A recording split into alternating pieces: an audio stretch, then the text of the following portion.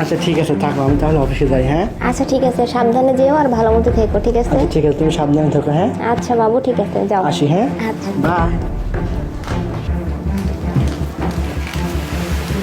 আমার বউ আমার সামনে হুজুর সেজে থাকে, অথচ ওইদিকে বাড়িতে কাকে যেন ডেকে নিয়ে আসে।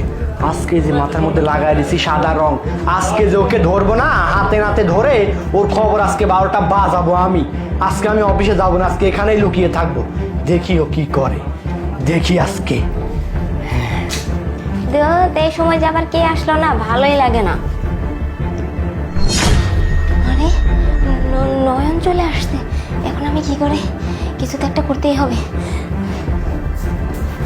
এই আসি, উঠো উঠো তাড়াতাড়ি, নয়ন চলে আসছে, এখন আমি কি করবো কিছুই তো বুঝতে পারতেছি না, আমার না অনেক ভয় করতেছে। এই ওঠো, তোমাকে লুকাই। কি বলতেছো, নয়ন চলে আসছে?